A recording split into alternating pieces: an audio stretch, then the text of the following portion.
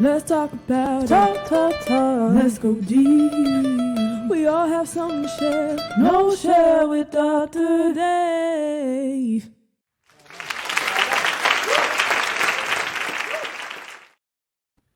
Well, hello and welcome to the KnolShare with Dr. Dave podcast. I am Dave A. Cornelius, affectionately called Dr. Dave, and I am your host. Today's conversation is about the social change advocates and their role in making the world better for us. So, in today's world, being a social change advocate often means having the courage to stand up for what's right, make a difference in the world. It's about using the power of your voice, taking action, and bringing communities together to create a positive change. Our world is really complex and ever changing, and it's important to listen to the cries for justice and equality that echo through the digital sphere and beyond. So as a social change advocate, you play a critical role in anticipating and influencing change, advocating for policies and practices that uplift marginalized and underserved communities and bring people together. The work as a social change advocate goes beyond the borders and barriers, using innovative tools and technologies to amplify underrepresented voices and really to create a more inclusive future.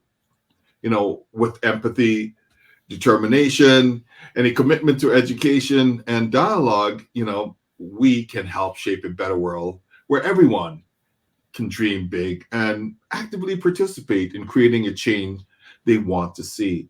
Now, my special guest today is LaChelle Adkins, America's Supermom. Welcome to the KnolShare with Dr. Dave podcast. LaChelle, how are you? I am doing well. Thank you so much for having me. I'm excited to be here and can't wait to get into today's conversation. Well, we're going to get into today's conversation with you singing a song or, reciting some inspiring words, or maybe you're humming a few. So what do you have for us today? Well, this is so funny because we were talking about this before we went live, and I definitely don't have the gift of singing. So I said, I want to make sure that people stay and listen to the interview. So I am actually going to just share a few lines from a song that really keeps me motivated and inspired because, there's a lot of tribulation in the world that I encounter based on the work that I do on a regular basis. So the song that really inspires me is No Weapon Formed Against Me by Fred Hammond. And a little bit of that is God will do what he said he will do. He will stand by his word. He will come through. No weapon formed against me shall prosper. It won't work. Uh, God will do what he said he will do. He's not a man that he should lie. He will come through. Oh, I won't be afraid of the arrows by day from the hand of my enemy. I will stand my ground with the Lord on my side, for the snares they have set will not succeed. So, when you go through challenges, sometimes, we make the challenges bigger than what they really are. But when I listen to this song, I just am reminded about how great God is and how powerful he is. And the thing that I'm going through is really small. So that's my song. I love that. There's nothing that, is given to us that we can't handle. We're never given more, right? Yeah. Than we can handle. That's so beautiful. Let's have an elevator pitch about you. Well, thank you. So I am America's Supermom, growing into that title every day. I'm the mother of 15 children. We have 10 that still live at home, but I'm a TV producer and I help content creators and podcasters to monetize their message and create a global impact through television. Hmm, that's really powerful. hmm So what sparked your passion for social advocacy? Well, for myself, it was my own journey. I am an advocate about transparency and vulnerability. I suffered 13 years of depression and I was hospitalized 3 times. Mm. And the thing that really keeps me passionate about what I do is that I can't go back and change those 13 years. I can't relive them. But what I can do is share my story so that I can help others that are still suffering in silence, prevent them from suicide, and then in some cases, prevent people from even going through depression at all. Man, that's such a powerful story and a powerful experience, and I could only imagine how that has shaped you as a person, right? And a super mom of that. Definitely all to God's glory, okay? Because I was an Always. only child and, didn't grow up with siblings. Mm. So the whole dynamic of siblings and, dealing with a large family, all this is new, and seriously, every day is a new adventure because, I'm experiencing life from a new lens from all of my children, from the oldest to the youngest. So, yeah, every day is an adventure. I could only imagine. I grew up with four younger sisters, so I know how that the siblings sharing and rivalry and all of that, how that goes.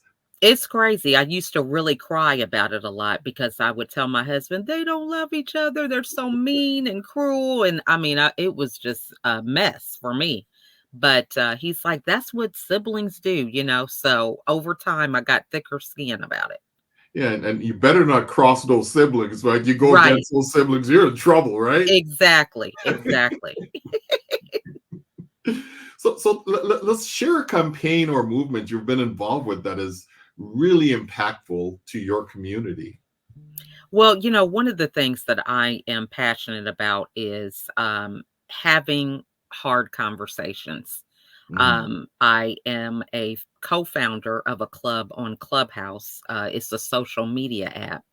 And we really just took to during the pandemic of having a platform for people to work on some hard things that they were dealing with, whether it was losing their job or uh, dealing with grief, from their life being turned upside down with being sheltered in place, just a number of things. During that time, I was here with my children. 7 of them were in virtual learning, and my husband had a job out of state. So he would come home on the weekends, but it was just really a very challenging time. I really poured a lot into sharing with other people. I felt very fortunate because I had my children with us. We had 13 of our 15 at home, sheltered in place, and we really got back to family. Our household is always pretty busy, from soccer practices or cheerleading or football, and so we're pretty much a revolving door. Somebody has to go to work and it's just this in and out. Rarely able to eat dinner together as a family because there's so much that's going on. But during the pandemic, we were able to have dinner every night as a family. My daughters helped cook. They went to the store. We would have board games, so many things that involved us coming together and really getting a stronger foundation that I was able to pour and give into other people during that time. So it started off with a lot with Clubhouse.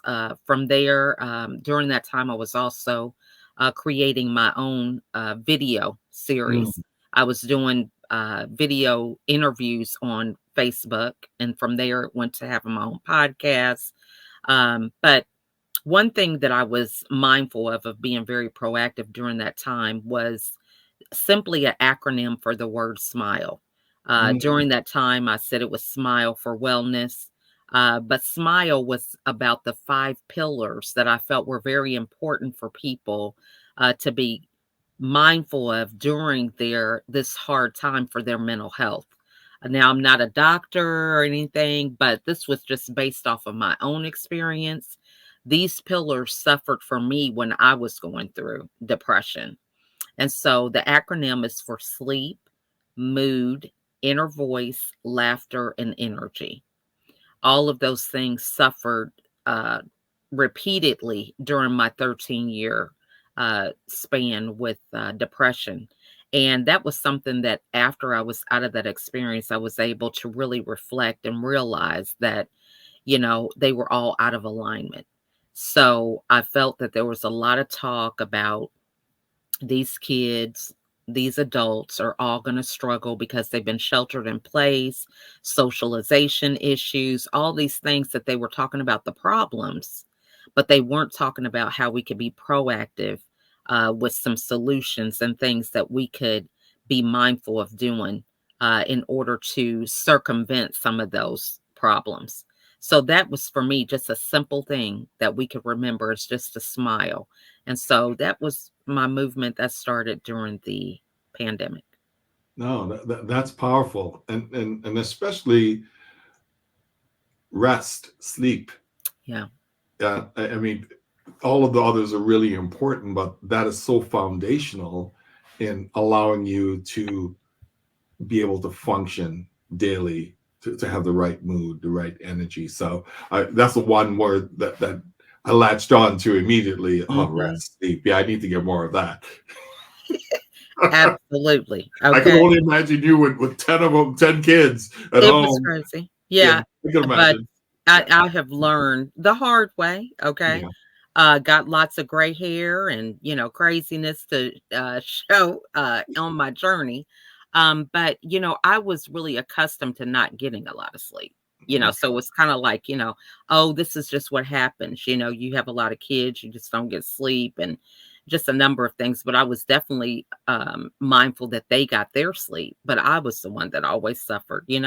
My husband worked long hours, so he didn't get a lot of sleep. So it was just like, okay, this is just how it is.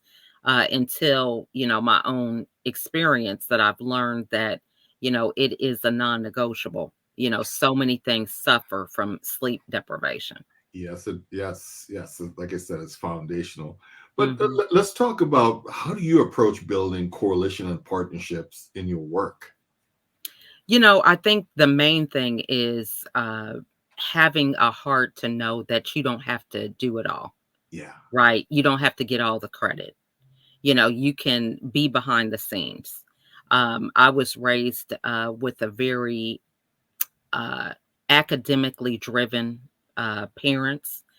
So high performance was something that, that's all I knew through my whole academic career, even to my degree in college of marketing. And so for myself, I just always followed somebody else's blueprint. What does it take to be on honor roll? What does it take to be in gifted classes? And so I was always following the rubric, working to excel, always feeling like it was me that had to do the work, because you're graded as an individual. So there was a lot of ego that was built up over those years about me getting credit for my work and doing all these things, getting the accolades. And it was really kind of hard to get away from that. After my journey with depression, I was able to see that, I don't really have to do it all. So, prayer is something that I can't make it without because just from being a mother and being a wife of 31 years, there's a lot of things that we encounter that I don't always have the answers for. So one day I was praying and I believe the Lord said, so you believe that Jesus died on the cross for the sins of the world and he had 12 disciples. So what makes you think you could do it by yourself? yeah. So that was very humbling. And it helped me to Wow. realize that, I don't have to have all the answers. I don't have to be the expert, just being able to stay in my lane, so to speak, and making room for other people to have their gifts being highlighted as well is very important. And so that's when things really change for me. That's amazing. I mean, that's amazing. So when we think about dealing with challenges, I could just imagine, being a mom of 12 kids, you know, um, what challenges have you faced when you're advocating for change, and then how have you really addressed those? I think the main challenge is, well, for myself, what it was being married to the outcomes. Mm, So when you desire something and you see the way that you feel that it should be resolved, you get attached to that outcome and you don't leave room for creativity, for being flexible, to change your mindset. None of that changes. And what I have learned is that other people need to have self awareness.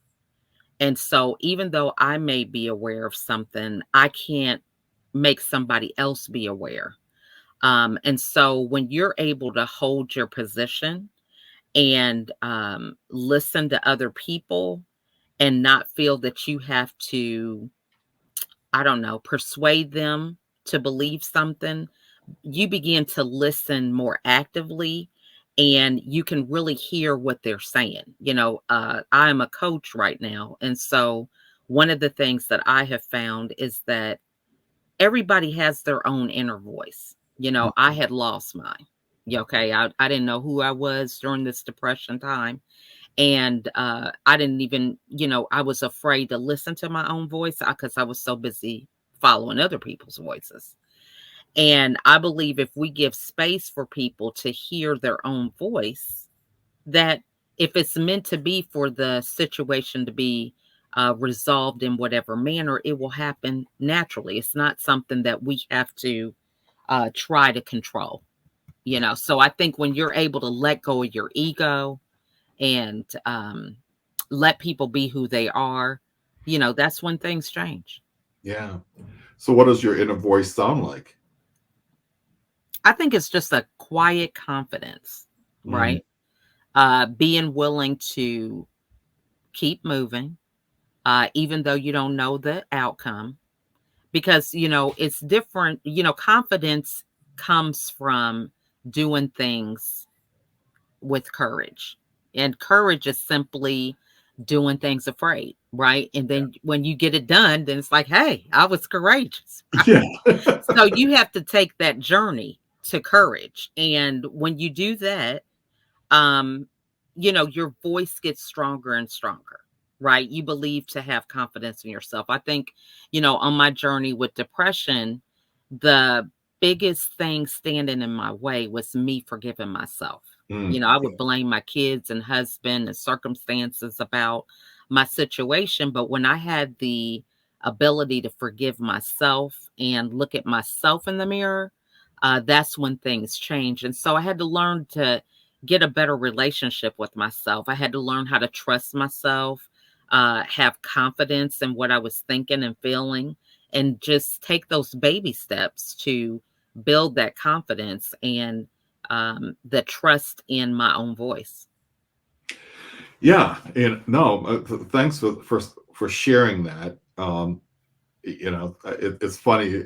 As you were thinking, I was thinking about my own inner voice, and I was thinking of my West Indian great grandmother and her voice, speaking out in terms of directing, giving just different ideas of how to live life. It was what Hmm. came to mind. One of the things that came to mind, her voice, Hmm. as an example. Um, what about balancing activism with self care?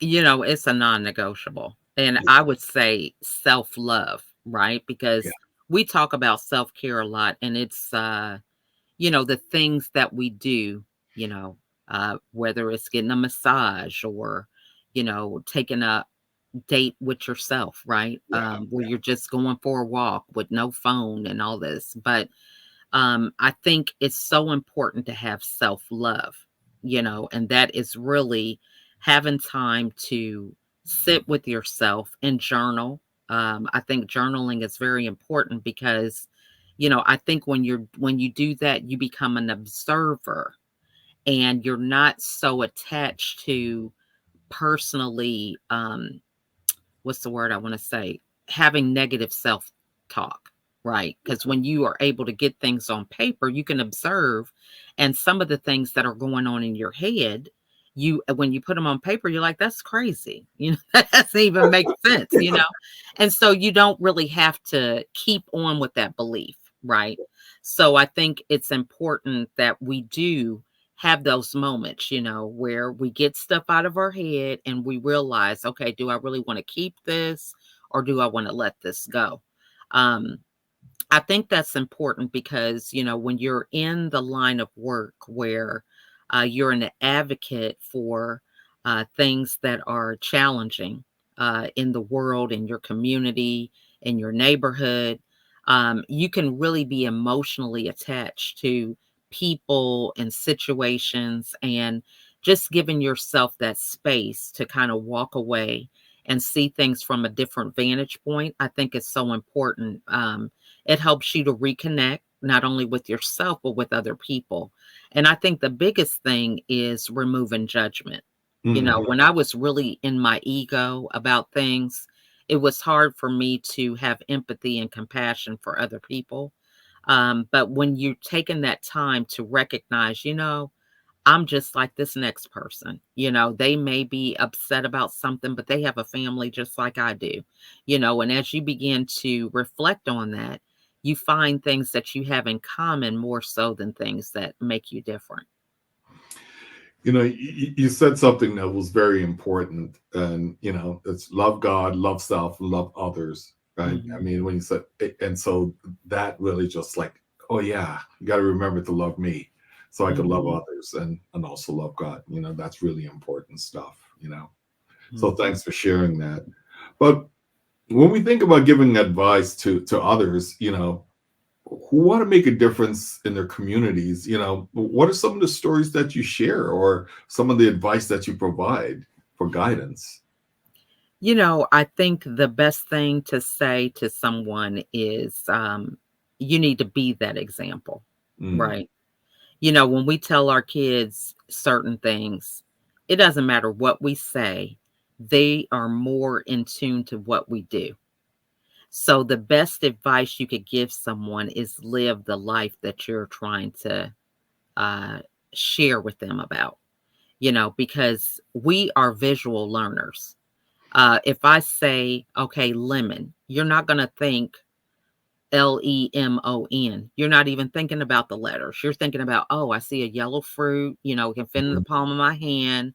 And so because we are visual, it doesn't matter about the words sometimes. It's about your behavior because, we mimic behavior a lot. If you look at kids, they will play dress up and play mhm. house and play doctor, all these different things because they mimic behavior. So I think it's important to live the advice that you want to give to other people. Very profound. So, what about the next big issue that you're tracking? What's next for you? I think that, there's always big issues. I think it's just what you plan to focus on. For me, I think it's education, Okay. right? Um, I'm kind of a non-traditional person about this, even though, went through traditional school. But I think that in the education system, we're taught at a very young age to be programmed, to be controlled, to have fear, to believe in scarcity, just a number of things. Yeah. Yeah. And we're not even confident about our own voice. And so I am passionate about doing what I can to help mend families to where families could get back to their core beliefs and values being instilled in their kids so that their kids are courageous enough to simply know the difference between book sense and people sense. Hmm. Yeah, I was waiting for more. I was like, bookshelves and people said, come, bring some more. You got to read the book. No, I All haven't right. even written the book yet. All right, I got to read that book. All right. Well, No, but I did have a book where I talked about a little bit of this. I just had a new bestseller, Our Forgotten Children. okay. But my title of my chapter is A Mom's Love Language, because I Okay. think, again, the children, they don't know who to listen to. Should I be Mhm. listening to my parents? Should I be listening to the teacher, the superintendent, my job? It's just, when I was younger, it was a village. Everybody spoke the same, even though it wasn't always your parents' voice. Your True. grandmother said the same thing. Your neighbor said the same thing. The person at the store said the same thing. But we don't have that anymore. For sure. No, I Mhm. remember those days quite well, and growing up on a small island, you get to hear it even more. Mhm. So that was powerful.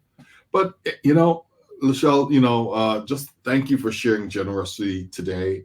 And Mhm. so let me close and then I'll probably get something on the other side from you. You Okay. know, and so as we close, another thought-provoking episode of the KnolShare with Dr. Dave podcast, um, we kind of like got into the social chain advocate, uncovering the power of persistence, the impact of innovation, the spirit of community, remembering every step we take towards a social change, no matter how small, creates ripples that extend far beyond our immediate reach. So I would say continue to be the change you wish to see. And until next time, keep sharing knowledge and spreading your passion for progress.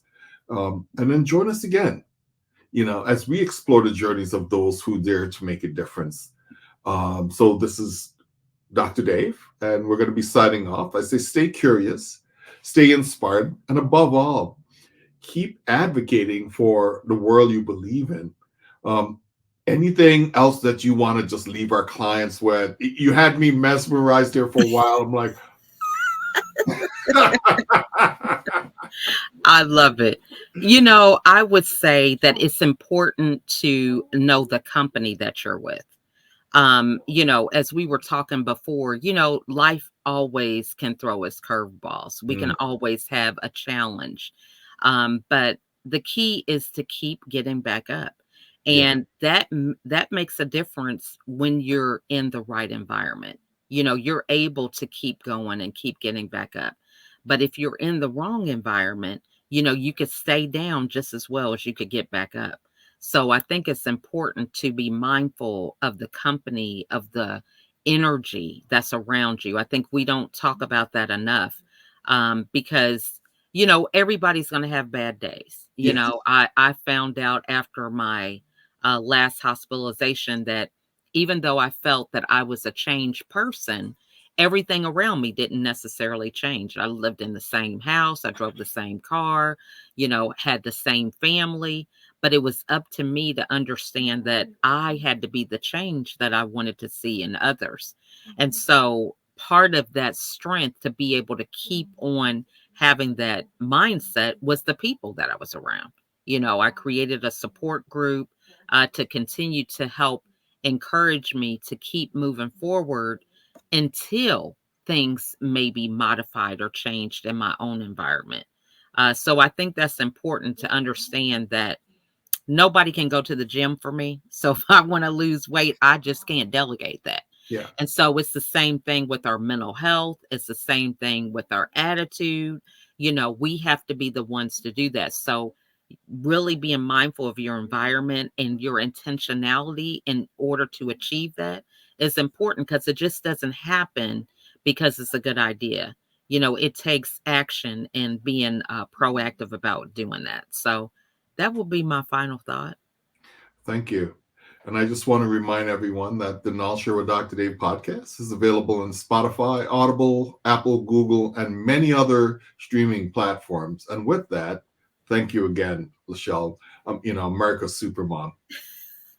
You are so welcome. Thanks for having me. Thanks. Let's talk about talk. Let's go deep. We all have something to share. KnolShare with Dr. Dave.